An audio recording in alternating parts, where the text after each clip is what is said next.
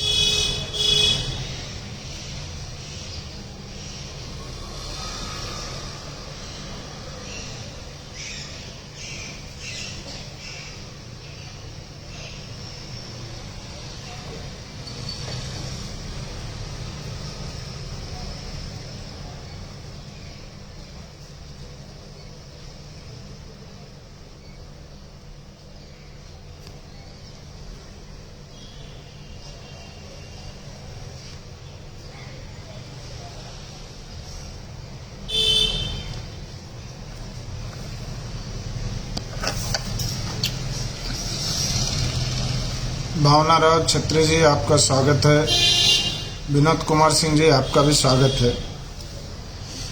आज सुबह सुबह मैं आप लोगों के बीच में आया हूं, और उसका कारण है कि विगत दिनों में चुनावी रणनीति के तहत अलग अलग तरह के राजनेता जो दूसरे समाज के हैं, वो हमारे समाज पर टिप्पणी करना आरंभ कर दी है। उदाहरण के रूप में आज मैं यहाँ समर्थन करने आया हूँ गुजरात क्षत्रिय समाज का। मैं समर्थन करने आया हूँ करणी सेना का। मैं समर्थन करने आया हूँ मकराना का। मैं समर्थन करने आया हूँ उस सभी वीरांगनाओं को जो आज गुजरात के राजकोट में इस भरी दोपहरिया में अपने अस्तित्व, अपने मान और अपने सम्मान के लिए सड़क पे खड़ी है। मैं निषेध करता हूं उन राजपूत राजनेताओं का जो बड़ी बड़ी रैली राजपूत के नाम पे कर रहे हैं, और भारतीय जनता पार्टी जैसे पार्टी में रह करके वो दुर्योधन के सभा के सभासद बने हुए। मैं निषेध करना चाहता हूं उन सभी राजनेताओं का जो राजनीति में हैं तो सिर्फ इसके लिए उनकी पहचान है कि वो हमारे कुल और हमारे वंश और क्षत्रिय समाज से आते हैं। पार्टियां आज पूरी तरह से जातिगत व्यवस्था को देख करके टिकट का वितरण कर रही हैं। देखने में तो ये भी आया कि जो सबसे ज्यादा वोट से जीतता है, कभी राजनीति करने के लिए या आज भी जो अवलोकन किया जाता है, जो कई मीडिया के चैनल अभी दिखा रहे हैं कि कहाँ कौन 2 नंबर पे था, कहाँ कौन 1 नंबर पे था, ऐसी परिस्थिति में भी गाजियाबाद से सबसे ज़्यादा, यहाँ तक कि देश के प्रधानमंत्री से भी ज़्यादा वोट से जीतने वाले प्रत्याशी जनरल बीके सिंह को घर बैठा दिया गया। लेकिन जब महारैली की जरूरत पड़ी तो टोपी पहना के उनको मोदी जी अपने गाड़ी में घुमा रहे हैं। योगी जी को आगे करके पूरे क्षत्रिय समाज का इस समय मान मर्दन करने पे जो उतारू हैं, मैं उनका निषेध करने आया। मैं मानता हूं कि हम लोग सदैव राष्ट्रवादी रहे। मैं मानता हूं रुपेंद्र सिंह जी, आपका भी स्वागत है। मैं मानता हूं आप सभी लोग जन्मजात से राष्ट्रवादी हैं, जन्मजात से हिंदूवादी हैं, जन्मजात से देश हित में कार्य करने की एक प्रेरणा और एक संस्कार से समाहित लोग हैं। लेकिन उसका क्या किया जाए जो इसका लाभ उठा करके हमारे अस्तित्व को नकारने पर जुटा हुआ है। ऐसी कौन सी एक बात है पुरुषोत्तम रूपाला में जिसके लिए पूरी जनता पार्टी एक हो गई है और हमारे जो राजनेता हैं उनके मुंह में कपड़ा ठोस दिया है। बड़ी बड़ी बात करते हैं, विकास की बात करते हैं, भ्रष्टाचार की बात करते हैं, लेकिन अपने अस्तित्व, अपने गौरव पे बात करने के समय उनको कौन सा सांप डस लेता है। मुझे आज भी याद है कि SC/ST कानून में रामविलास पासवान जो इस देश के एक बड़े राजनेता थे, लेकिन जैसी SC/ST पे बात आई उन्होंने अपने जाति और अपने समाज के लिए नरेंद्र मोदी को झुकाते हुए लोकसभा में बिल पारित करा लिया। क्या हमारे राजनेताओं में वो नहीं है? पुरुषोत्तम रूपाला ने जिस राजा रानी की बात की, क्या ये लोग उसके वंशज नहीं है? ये सारे अपने मान सम्मान, अपने अधिकार की लड़ाई लड़ने के लिए सामान्य राजपूत ही निवृत्त है क्या? ये मलाई खाने के लिए आए हैं? तो मैं आज उन सबका निषेध करता हूं जो किसी भी राजनीतिक पार्टी में अपनी व्यवस्था में बैठे हुए हैं लेकिन उनके मुंह से एक शब्द नहीं निकल रहा। और मैं धन्यवाद करने आया हूं शंकर सिंह वाघेला का, मैं धन्यवाद करने आया हूं गुजरात के सभी राजनेताओं का जिन्होंने एक मत से इस विषय को समर्थन दिया है, प्रत्यक्ष या अप्रत्यक्ष समर्थन दिया है। देश के राजपूत छटपटा तो बहुत नहीं, क्योंकि हम लोगों की जब व्यक्तिगत बातचीत होती तो भावना तो सबके अंदर कुछ और चल रही, लेकिन सब इस कसम में पड़े हुए हैं कि आखिर हम कहाँ जाएं, हम किसका विरोध करें। तो दोस्तों, ये परिस्थितियां हर 10 और हर 15 वर्ष में बनता है। कभी संपूर्ण राजपूत समाज कांग्रेस के साथ था, तिंद्रा और इंडिया में कोई अंतर लोग नहीं करते थे। जैसे ही राजपूत समाज ने किनारा किया, आज उनके अस्तित्व को खोजना भारी हो गया। प्रभाकर सिंह बब्बू जी, जय भवानी। आप जैसे लोगों का अब मुंह खोलना और जमीन पे बात करना बहुत ही आवश्यक हो गया है। धनंजय सिंह, आपका भी स्वागत है।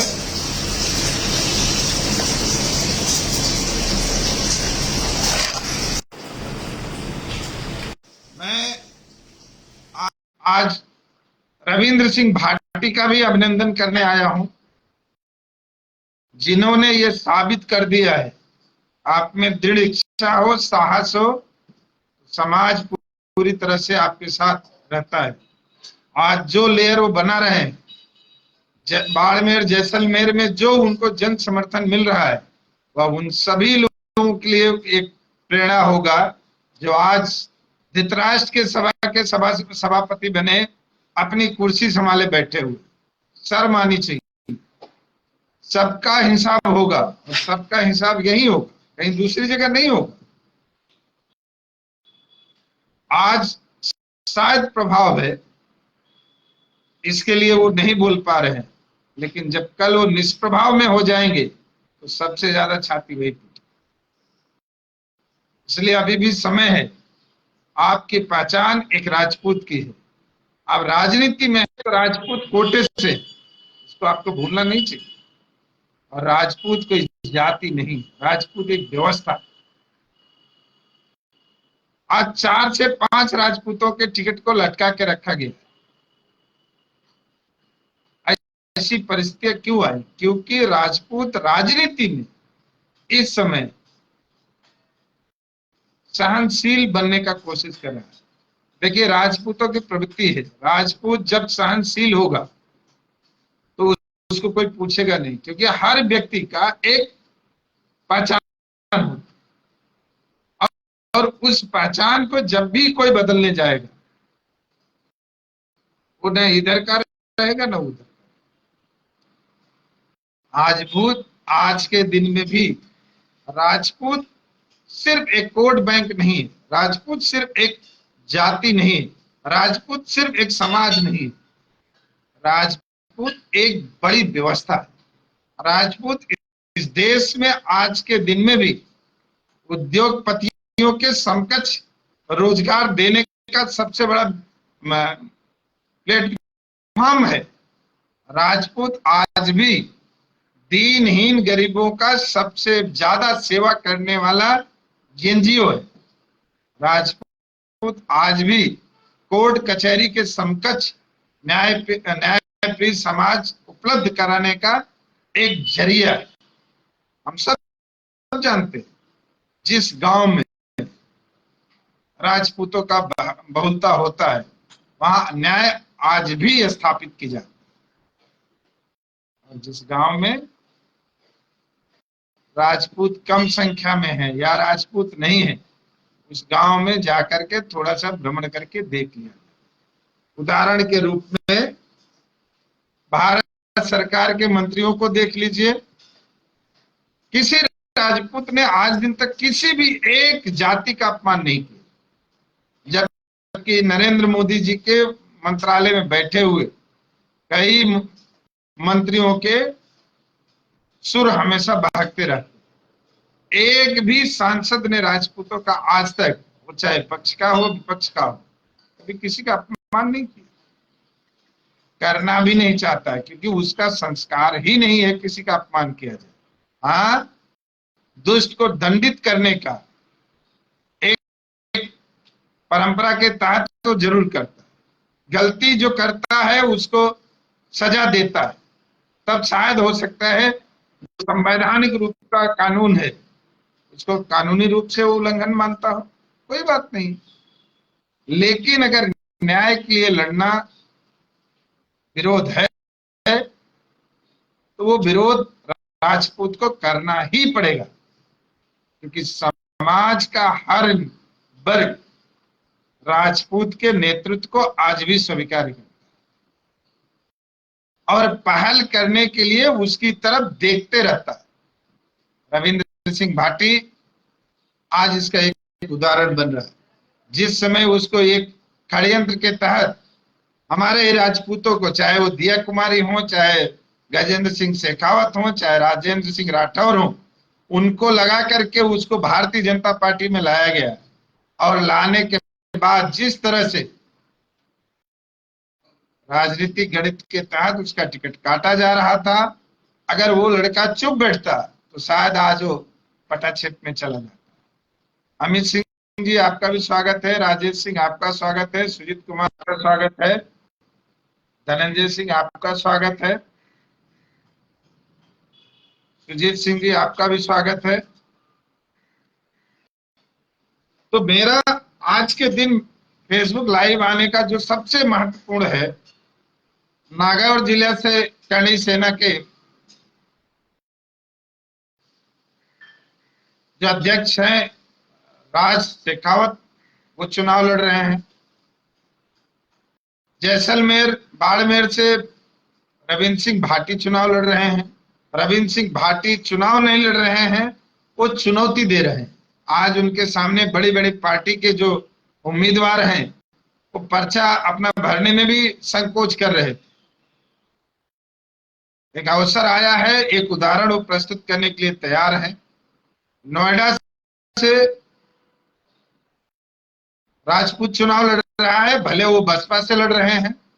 मेरा आप सभी लोगों से एक आग्रह है और एक विनम्र निवेदन है। 30 तारीख को अखंड राजपूताना सेवा संघ ने अपने अपने कार्यकारिणी में भी इस प्रस्ताव को पास किया। हम लोग किसी झंडा के गुलाम अब नहीं होने चाहिए। हम सभी लोगों को अपना हित देखना चाहिए और जो आपको पहचानता है उसके साथ आपको जाना है। पार्टियां बनती और बिगड़ती रहती, और जो भी राजनीतिक पार्टी मजबूत होगी वो अगर किसी का नुकसान करेगी तो आपका नुकसान करेगी। कोई भी पार्टी हो, सबको देख लिया गया। इसलिए सबसे पहले आप अपना जन नेता चुने और उस जन नेता के साथ चले। जो आपको पूछे आप उसके साथ चले। कोई इसमें जाने की जरूरत नहीं है। हमने उनको भी अवसर दिया है, हम दूसरों को भी अवसर देंगे, तो उसमें कहीं कोई बुराई नहीं। विशाल सिंह जी आपका भी स्वागत है, चंद्रमणि सिंह जी आपका भी स्वागत है। तो सबसे प्रथम ये है, देखिए जहां आपके सजाती उम्मीदवार भी हैं, यदि वो आपकी भावना के विपरीत है तो सिर्फ सजाती होने के नाते उनको समर्थन देने की जरूरत नहीं। जो आपको स्वीकार करे, आपकी भावना को स्वीकार करे, आप उसके साथ जाइए।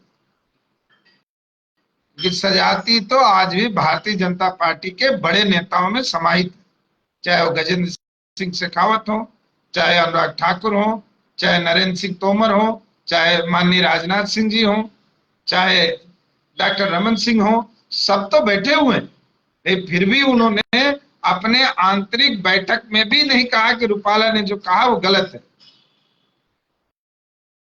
क्या रूपाला का वक्तव्य सिर्फ सामान्य जनमानस के लिए है, उन बहनों और उन वीरांगनाओं के लिए है जो आज गुजरात की सड़क पे भरी दोपहरिया में अपने अस्तित्व के लिए उतरी हुई है, जौहर करने के लिए तैयार है?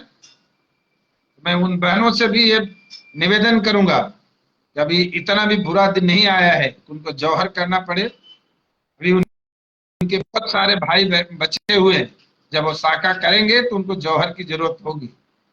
ये लड़ाई है, एक चुनौती है। सत्ता के विरुद्ध इसको बनाया जा रहा है, जबकि हम लोग सत्ता के विरुद्ध नहीं है।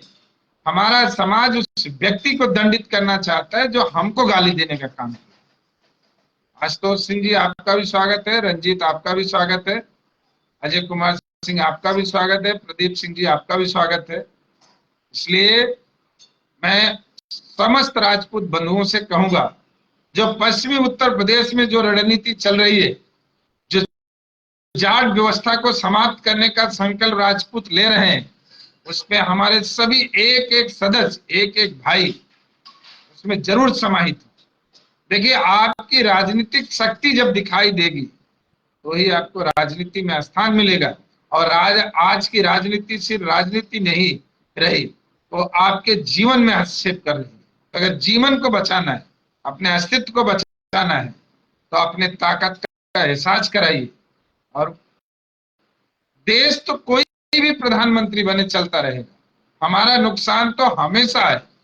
इसके पहले के भी लोग करते रहे, अभी के लोग भी कर रहे हैं, आगे भी करें। जितेंद्र नारायण सिंह जी आपका स्वागत है।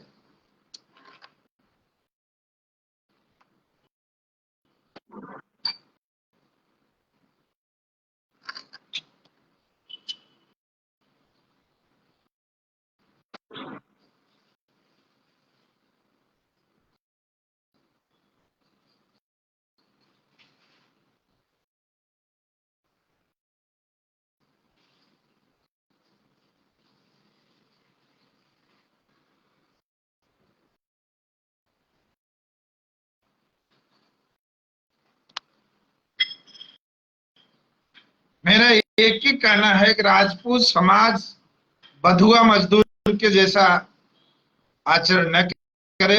2024 से 2024 का चुनाव हमारे लिए, हमारे अस्तित्व के लिए, हम सब के लिए बहुत ही महत्वपूर्ण है।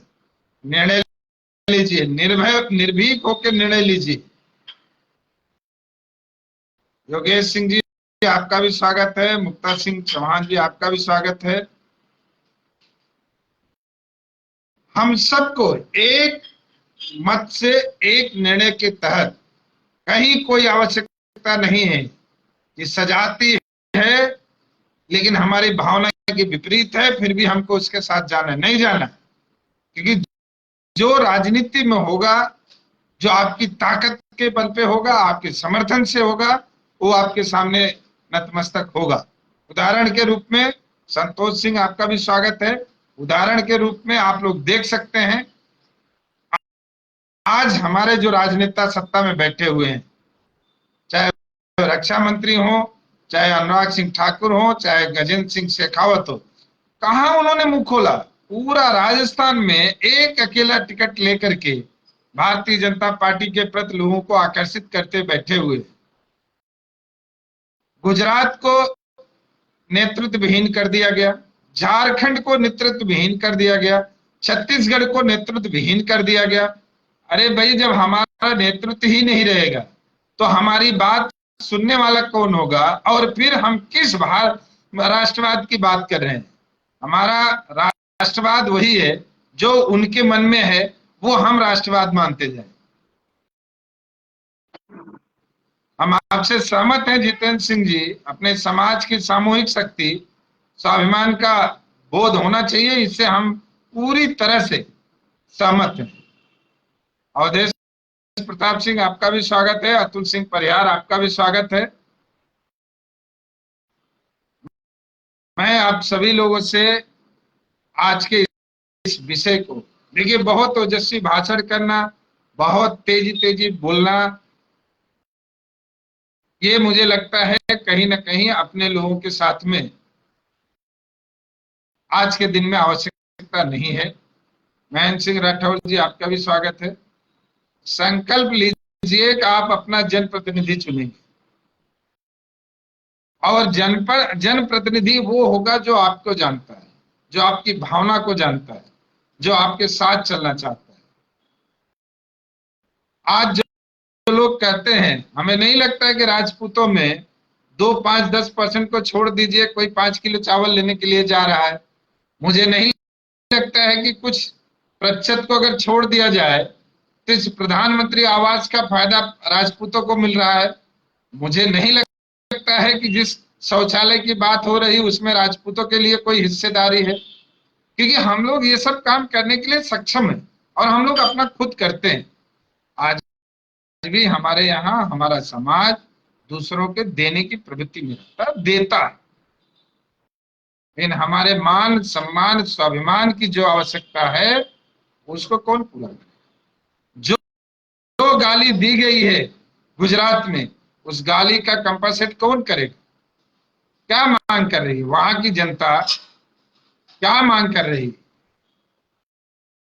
यही तो कह रही है ना कि एक ऐसे विकृत बुद्धि से राजनीति करने वाले व्यक्ति को लोकसभा में भेजने से भारतीय जनता पार्टी परहेज करना चाहिए।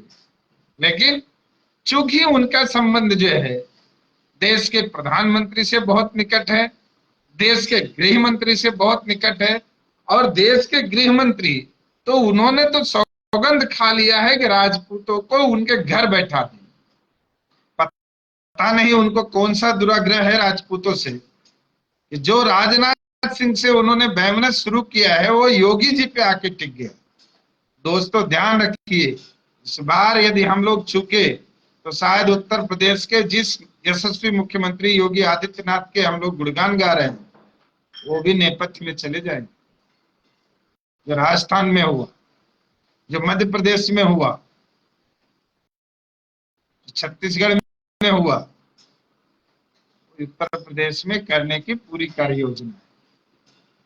इसके लिए हम लोगों को अपनी क्षमता, अपनी ताकत दिखानी होगी। ये तो भला हो उत्तर प्रदेश के विधानसभा में बैठे हुए राजपूत विधायकों का, जो पार्टी से अलग हट करके महाराज जी के पीछे खड़े रहते हैं, तब जाकर के इन लोगों का बस नहीं चल पा रहा। याद करिए राधा मोहन को इन्होंने कैसे अंगद के समान पत्र लेकर के भेजा था। अगर वहां पे विधायकों ने साथ नहीं दिया होता तो आज शायद योगी आदित्यनाथ जी पूर्व मुख्यमंत्री बन चुके। तो जागिए और समर्थन में उतरिए, गुजरात के राजपूतों के समर्थन में उतरिए, मकराना के समर्थन में उतरिए, और राजस्थान में जो पहल किया है रविंद्र सिंह भाटी, और जो संघर्ष के प्रतीक बनने की कोशिश राज शेखावत कर रहे हैं, हार से मत डरिए, हार के बाद ही जीते, विरोध के बाद ही समर्थन आता है। जो जहां खड़ा है, नोएडा में महेश शर्मा के विरुद्ध जो सोलंकी खड़े हैं, भाजपा से खड़े हैं, उनके साथ खड़े होइए, क्योंकि उस बसपा का साथ भाजपा लेके चलती है। भारतीय जनता पार्टी ने आज तक जिनको भ्रष्टाचारी कह रही है, उन्हीं के साथ में वो अपनी रोटियां सेक चुके हैं। चाहे वो पीडीपी हो, चाहे नेशनल कॉन्फ्रेंस हो, चाहे नीतीश कुमार हो, चाहे उद्धव ठाकरे रहे हो, चाहे एआईडीएमके रही हो, चाहे डीएमके रही हो, चाहे तृणमूल कांग्रेस रही हो, इन सबके साथ में गलमहिया कर चुके, और इन सबके साथ गलमहिया करते हुए अपनी ताकत को मजबूत करके आज सबको अंगूठा दिखा रहे। देश का सबसे भ्रष्ट परिवार होता था चौटाला का, उस चौटाला के साथ अभी कुछ दिन पहले तक सरकार चला रहे। देश के जितने भी भ्रष्टाचारी हैं, सबको कपड़ा पहना के अपनी पार्टी में मिला रहे हैं।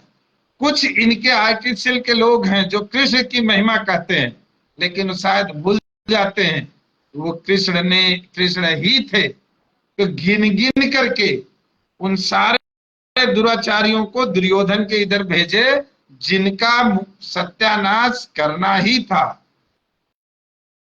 अन्यथा शल्य जो है वो तो पांडव की तरफ आ रहा था, कृष्ण ने ही उसको ढकेल के वहां कर दिया। उसी तरह से कृष्ण लीला, राम लीला, आज जो राम का मंदिर बना है, भाई इनके कौन से मेहरबानी पे बना है? सबसे ज्यादा चंदा उसमें हम लोगों ने दिया है, लेकिन हमारी कहीं उसमें उपस्थिति ही नहीं। हम उनके वंशज हैं और हम उस ट्रस्ट में नहीं है। गजब की बात है, हमारे बड़े आदरणीय हमारे मित्र भी हैं, हमारे भाई भी हैं, और इस समय उनकी श्रीमती जी चुनाव भी लड़ रही हैं।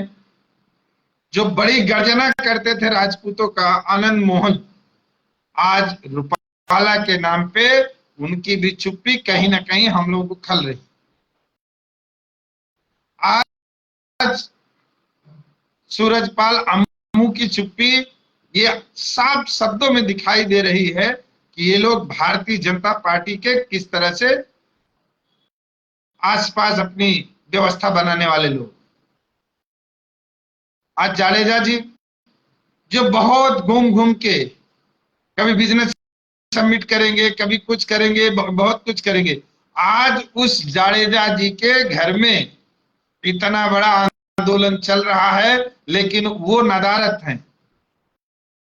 सामाजिक रूप से इन लोगों की भी पहचान होनी बहुत जरूरी है।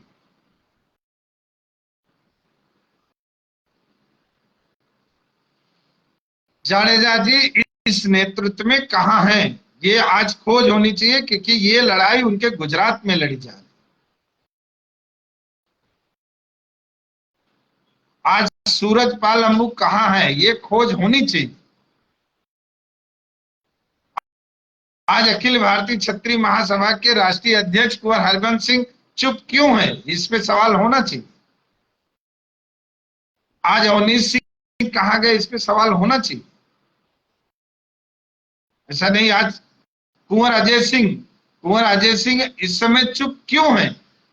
उनकी स्थिति, उनका स्वास्थ्य कैसा है? ये हम सब लोगों के इसकी खोज करनी चाहिए। तमाम संगठन के जो मुखिया हैं वो आज गुजरात के शब्द पे चुप क्यों हैं? इस पे सवाल स्वाभाविक है उठना, और उठता रहेगा। देखिए, हर किसी को खुश किया जाना संभव नहीं। हम दोनों हाथ से खाना नहीं खाते, लेकिन ये सत्य है, आप जब आपका पेट भरा होता है तो चेहरे पे मुस्कुराहट। आप सब लोगों से मेरा आग्रह है, निवेदन है, पहले तो सोशल मीडिया पे आइए। आप सब लोग सोशल मीडिया पे आइए और अपनी आवाज बुलंद करिए। कोई जरूरत नहीं है कि हर व्यक्ति गुजरात ही पहुंचे, लेकिन ये बहुत जरूरी है कि सोशल मीडिया पे हम सब मुखर होकर के अपनी बात रखें। चुनाव में तो हार जीत तो लगी रहती है। हमको बताइए ना कि आज 75 वर्ष से राजनीतिक पार्टियां चुनाव हारते रहती, लंबे समय तक भारतीय जनता पार्टी चुनाव हारती रही, लेकिन वो लोग एकत्रित होते रहे। इसके लिए आज वो कहते हैं कि मैं देश का सबसे बड़ी पार्टी। उनको ये श्रेय जाता है, उन्होंने एक ऐसी पार्टी को ध्वस्त किया जो कभी इस देश का स्थायित्व के प्रतीक। इसके लिए चिंगारी ही जो है वो धधकती भट्टी बनती। तो आइए हम लोग भी शुरू करें। हो सकता है आज हमारी हमारी आवाज जो है बड़े संख्यानांद में कहीं न सुनाई दे, लेकिन अगर हम सतत प्रयास में रहेंगे तो हमको भी सुना जाएगा। मैं एक बार फिर से इस चीज पे आता हूं, ये बरगलाना भी लोग बंद करें कि राजपूत हैं तो इसके लिए हमको टिकट मिल जाएगा, क्योंकि राजनीतिक पार्टियां अपने चाटुकारों को आपका उम्मीदवार बना रही, आपकी भावना के लोगों को नहीं बना रही।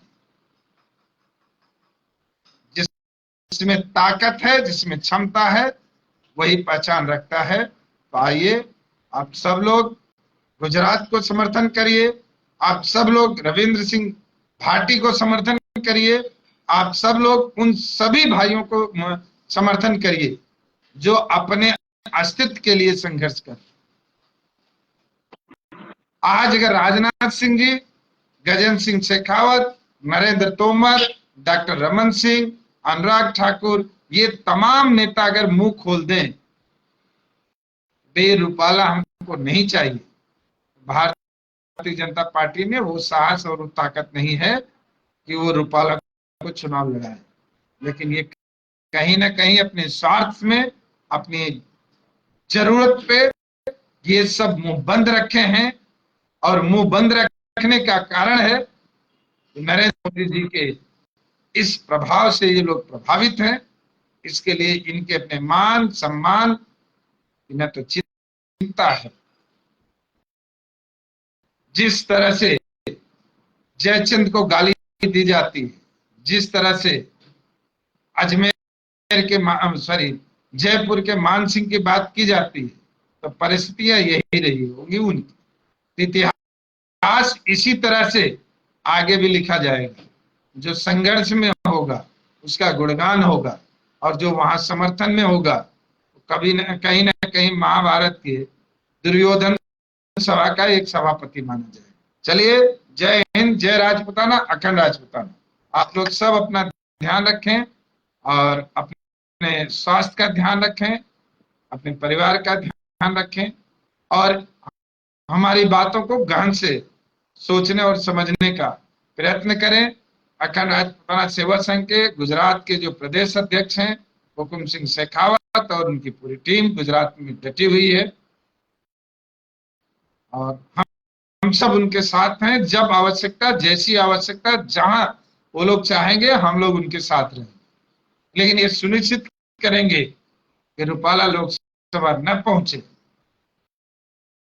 और अगर हमारा दुर्भाग्य होगा, हमारी एकता में कहीं कमी होगी, तो वो 5 साल लोकसभा में पहुंच करके हम सबको